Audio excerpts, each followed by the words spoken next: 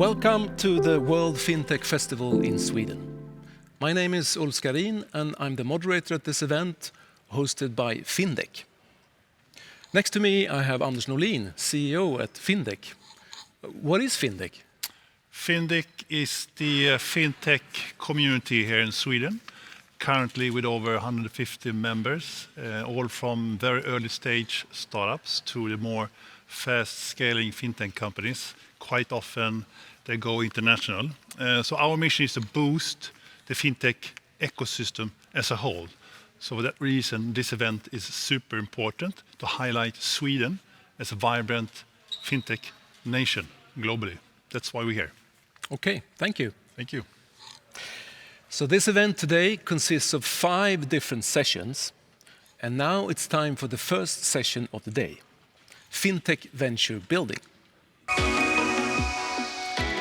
In this panel, we have gathered some of the most experienced persons when it comes to identifying and supporting entrepreneurs and early-stage fintech companies. So I'm very happy to see you all on stage. It's Olivia Moore, Victor Elstrom, Michael Hansen and Armando Coppola. And I will soon let you introduce yourself. And I will do it the way that you usually do when you work with startups, I guess. They have to pitch it to you. So if you pitch yourself and what you do, how would that sound? So let's start with Olivia. So thanks so much for the introduction and great to be here with all of you. So my name is Olivia Moore and I can introduce myself first. So I started out in the tech industry about 10 years ago and I started with hardware. So my first venture was, I was a part of building a touchscreen watch called Mute Watch. And we sold this watch across the whole world. I then jumped over to the software side and was one of the early employees at Tictail, where I helped to build the e-commerce platform and held various marketing roles. And then we opened up a New York office. I was there for a while. Then I moved back to Stockholm and led the marketing team at fintech and open banking player Tink. So that's why I guess I'm relevant here in this panel. And after a while, I had a coffee with Lisa and Mikhail, who I knew from the startup, the Stockholm and also kind of US startup scene. And she had just started working at Antler over in Singapore, where she's a partner.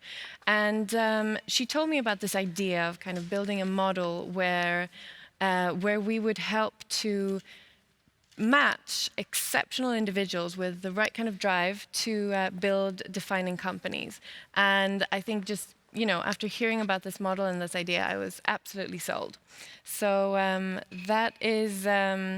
that's how I got into Antler. And what we do is we're a global early stage VC, and we invest in the world's most exceptional people that build groundbreaking tech companies that solve real problems. And you've been running now for?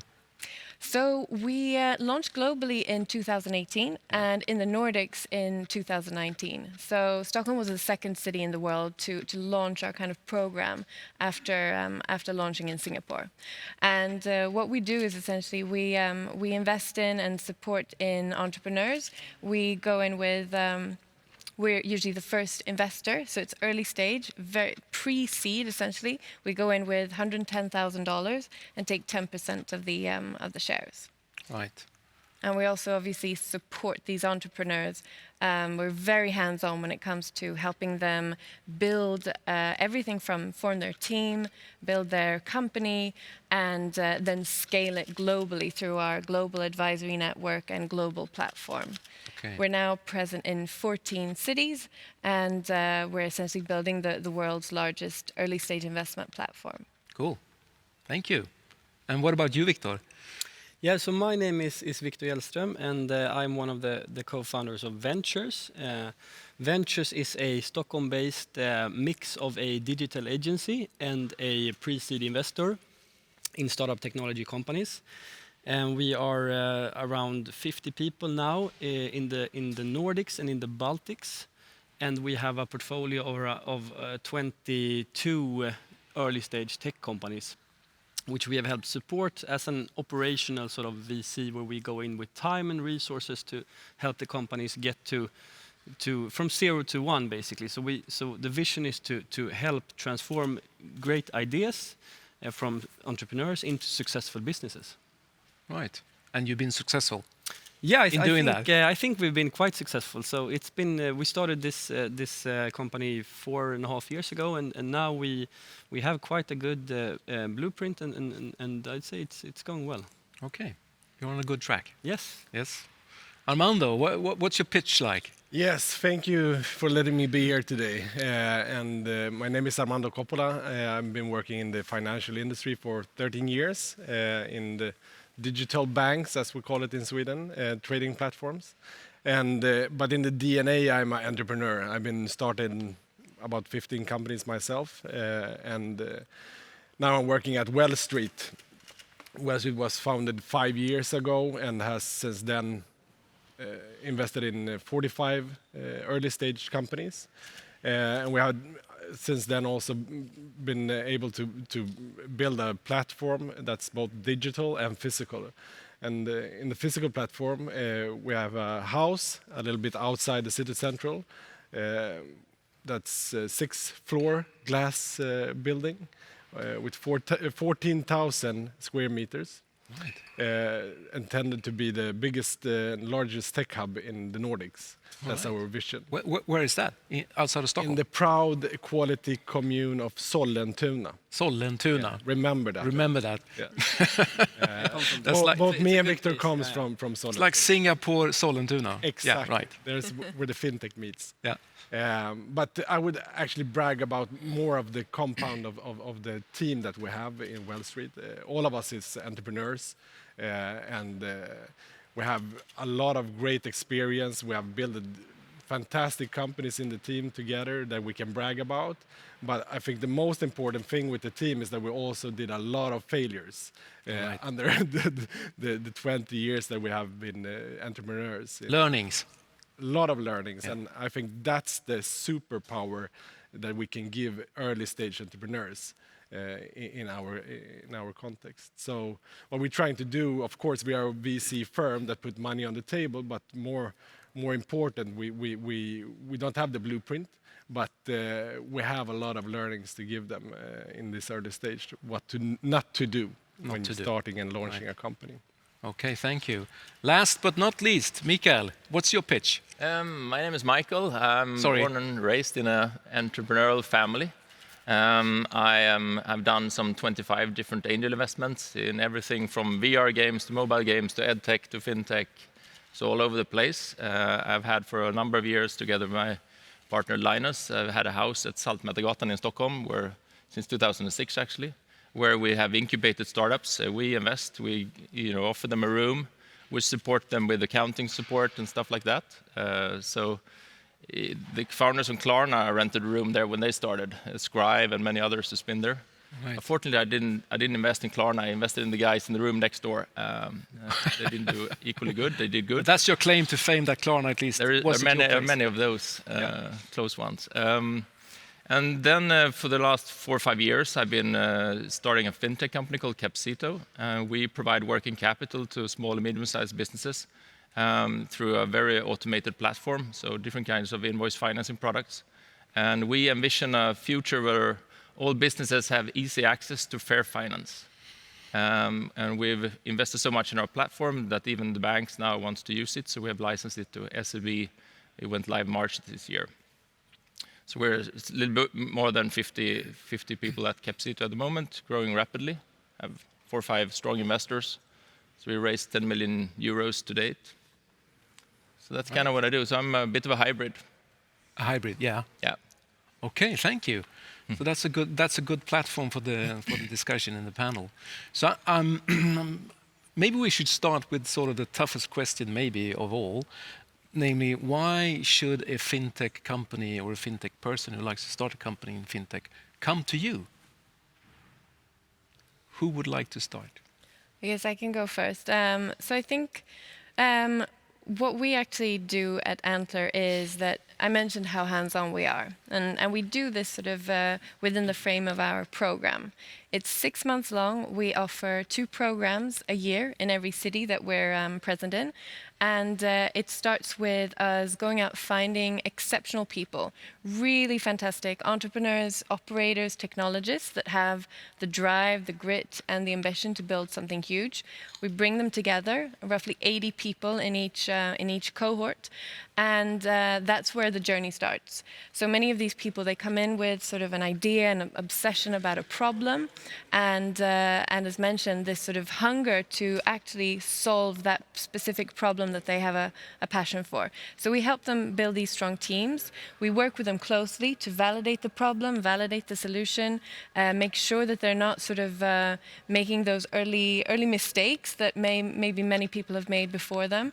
So in the team, we're a mix of sort of builders and investors with experience from either building or investing in high-growth startups. And we also help them to, find the right go-to-market strategy, build the right business model, problem solve when it comes to how to scale, which market to focus on first.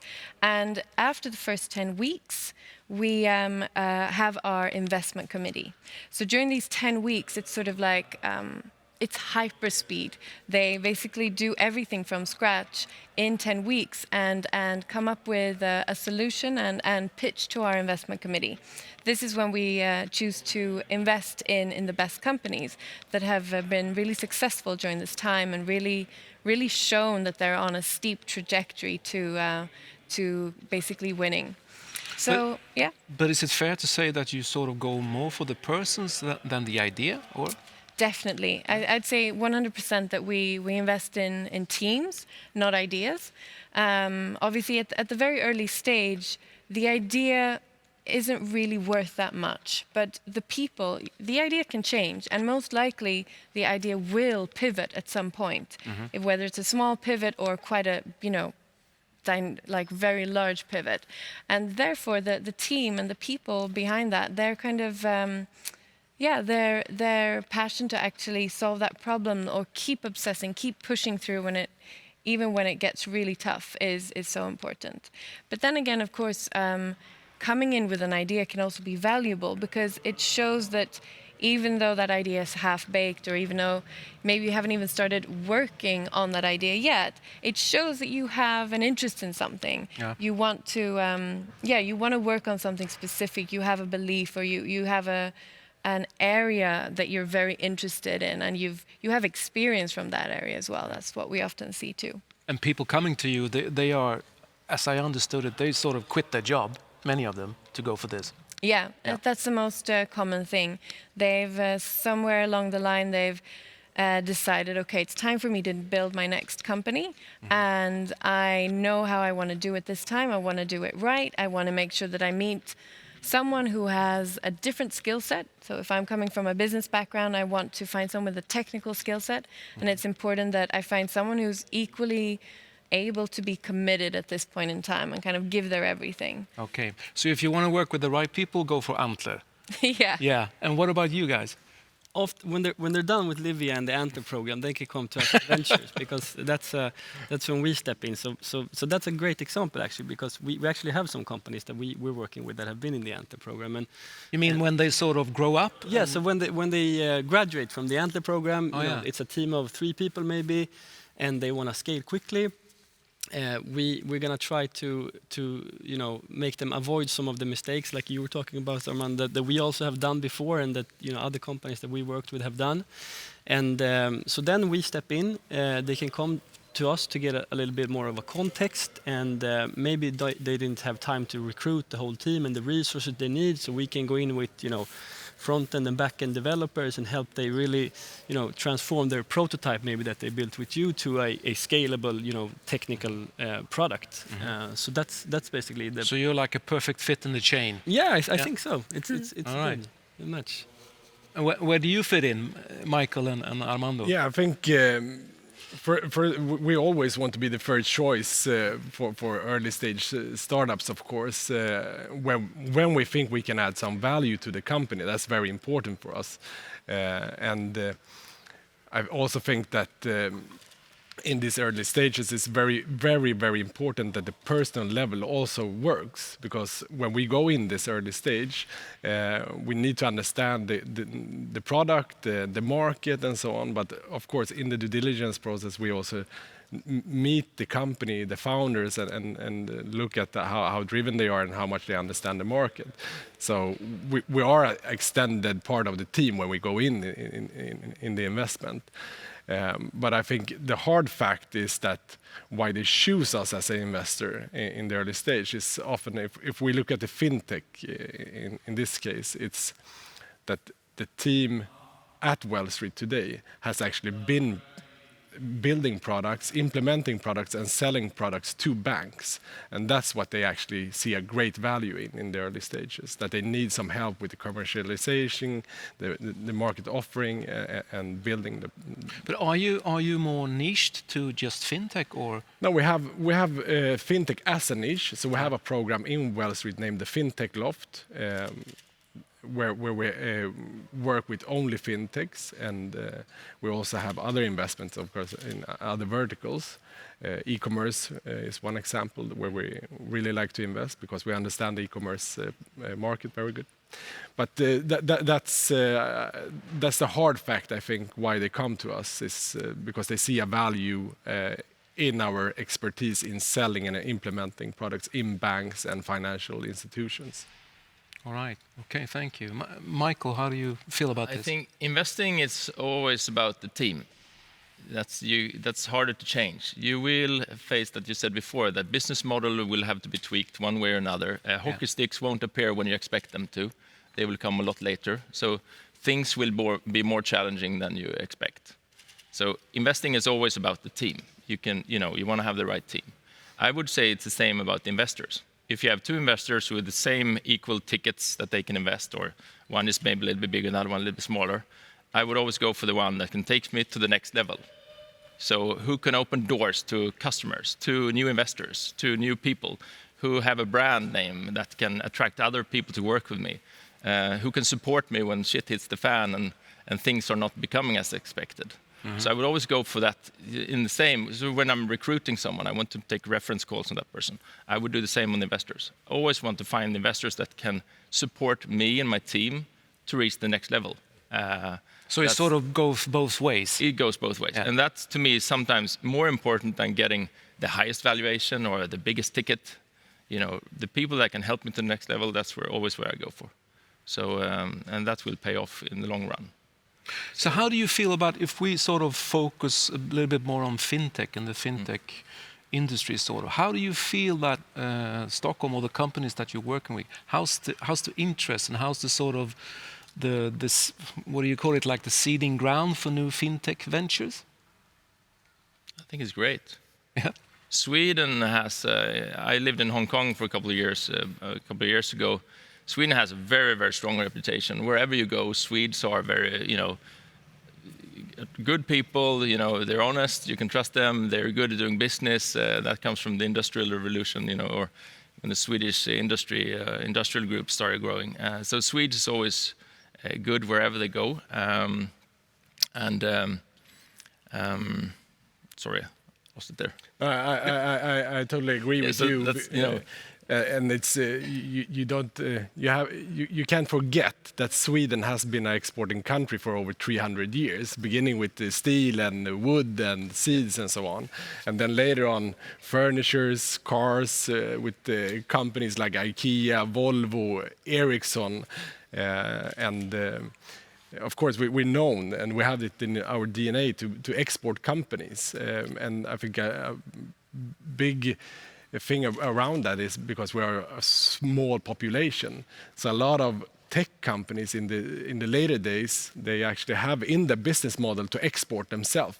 But Sweden is a fantastic country to produce companies from, because we have a good infrastructure. We have a penetration of the internet and the population for 97%. We have mobile bank ID where you can identify yourself with your mobile phone and so on. So it's very easy to launch a product in Sweden, but the business model is very usually they have export export thing Exactly. in the business model. And that's fed into the fintech startup scene. You have Klarna, you have iSettle, and all Yeah. of those success stories with lots of people who have worked there, they have experience, know how it works. And so you have the strong reputation on the international scene, and you have all the fintech ecosystem here and all the startup ecosystem. So I think it's a great platform to start doing fintech innovations in. And you have large banks that can support. So, this is a great place to start a fintech company. Yeah, you agree, Victor and Livia? Can only agree. Yeah. No, but the infrastructure, like you said, we have the Swish and Bank ID. Everyone has it. We have the sort of role models in these Klarna and trustly companies. So I think it's a great place to be for a fintech entrepreneur. Yeah. Yeah, I think so too. I think the main reason why Sweden has such a strong ecosystem is because we have, Klarna, iSettle, Tink, Trustly, and that sort of becomes the spillover effect from people coming from there who maybe think, okay, it's time to build my next thing now, or a thing of my own. That really feeds innovation, and Anyfin is a really good example of that. And I think you see that same process and structure internationally as well. Primer is a good example where the two founders came from PayPal. So I think that really, it's super strong. But can you sort of, like for instance, in Antle's case, you've been running now for 4 years. How do you sort of measure that you have like that many fintech companies, edtech companies, and so on? Yeah. So I mean, I think it's estimated that roughly 14% of global venture is fintech, and that's actually reflected pretty well in our portfolio as well. Yeah. We have 29 fintech companies out of a total of 228 that So we've that invested makes in globally. sort of Yeah. 14%. Or Almost 14, I think. All It's right. like 12, 13 something. Okay. So I think it's strong, and I think also if we talk about sort of trends, I mean, there is obviously this big trend now that fintech is everywhere, and I think we're seeing also that more and more companies will have to essentially turn into fintech companies because of the need to embed financial services into their products. All right. So whether that will mean that they're categorized as a fintech in the portfolios now or perhaps in the future, we'll have to see. Sort of everyone has to be there in some sense, maybe. Exactly. Everyone has to be a fintech somehow. So what about you? Do you have like the same sort of analysis when it comes to how many fintech companies you work with? Yeah, we have a strategy to have the program Fintech Loft, and that's 100% fintech companies, of course. But we have a portfolio today of 26 companies, and about 6 of them are fintech companies. Yeah. We are more sector agnostic when it comes to industries, but we also have done fintech investments in ventures. Right. So, yeah. Right. So how do you feel about, I think it was you, Victor, who talked about this being an operational VC or working sort of more hands-on with the startup, because VCs are, of course, not only about money.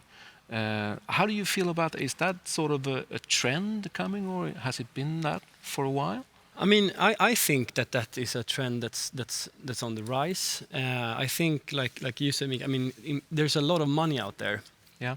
And I think that even though there's a lot of new entrepreneurs and companies, I think that the supply of money is at least as big. So money is not the problem. No, I don't think so. I mean, in some phases of a company, yes, money is still hard to raise. Yeah. Like in the early stage, valley of death kind of. But I think that if you can bring something more to the table than just money, you have a great edge. I mean, not only in getting the deals and winning the investments, but also in actually creating a good performance in your portfolio. Like for example at Ventures, we're very hands-on with the company. So we see any red flags appearing, we can pick that up and change it and mitigate problems that could otherwise turn into bad investments. So I think that's a great for us at least. So. Yeah. So how do you guys feels about that being more operational? Yeah, I think it's a trend for sure. If it's successful, yes, it is, and that's why we started Well Street 5 years ago, because there was a gap in the market, a lot of money in the system, but nobody actually took the role as operational VC. So I love it, and I hope there is more companies coming up like Ventures and Antler. We need more of these kind of operational VCs in the market in different verticals. Fintech is just one of them. Yeah, I really think it's a trend. But you also need to walk the walk and not just say that you are operational VC, because that's also a trend, that you use the word without doing the work behind it. All right.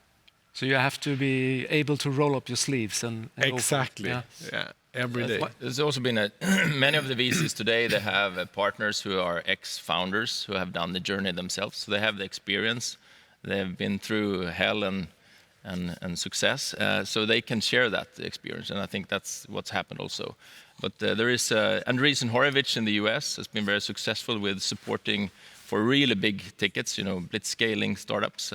They support them with everything. So when you start talking about going international into Europe or Asia, they say, okay, we already prepared the Rolodex for you. Here are the meetings you have to do. And so they're kind of already in advance supporting you with what you need to do. So they don't not only chip in the biggest tickets, they also give you the best support.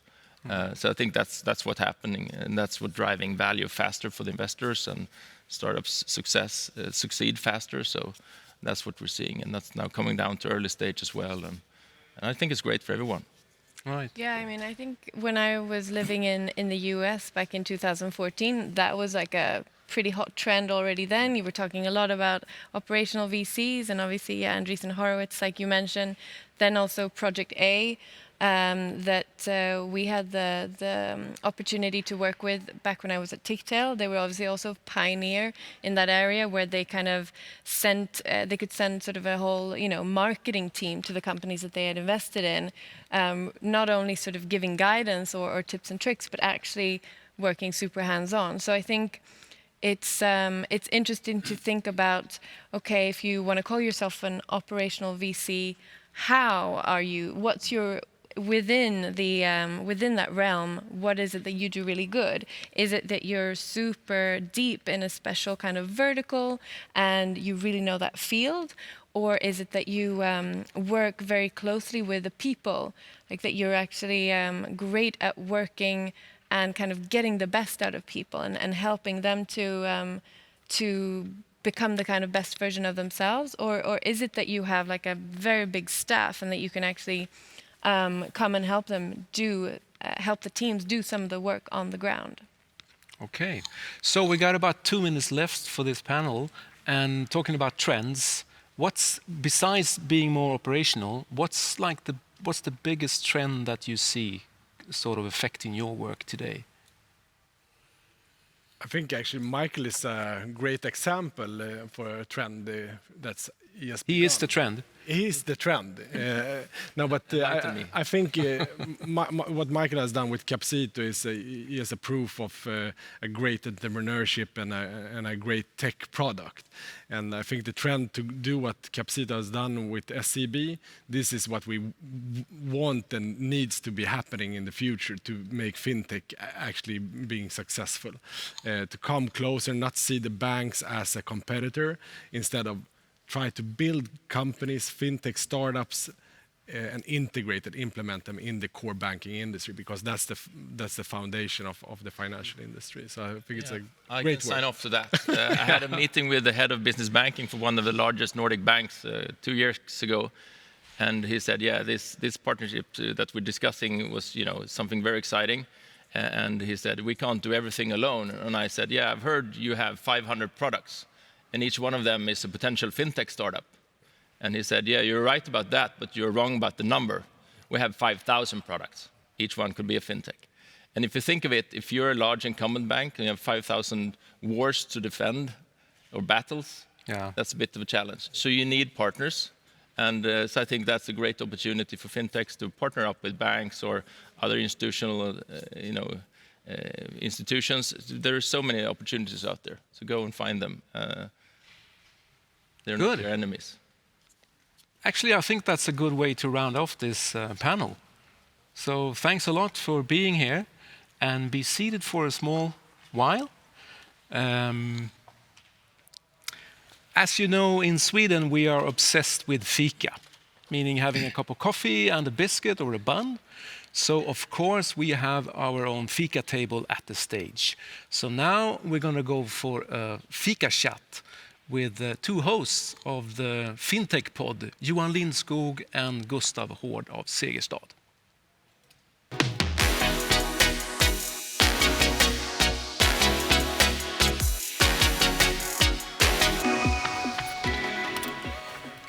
Gustav Hård. Come from Fintech Podden, which is one of the largest fintech podcasts in the Nordics. And today we will talk to who? First of all, we have Peggy Poon from Microsoft for Startup joining us here. So could we please get a short introduction from yourself and the program? Yes, my name is Peggy, and I'm responsible for Microsoft for Startups in Sweden and Norway. And overall, what it is a program that helps B2B startups to scale and grow. Nice. So in what specific ways do you actually help startups? We have been listening in on the discussions before. We have venture capital and operators. They provide like help with the organizations and capital, but you help in another way, right? Yeah, exactly. So we heard from Antler, Ventures and Wall Street that they go in and help the startups to grow.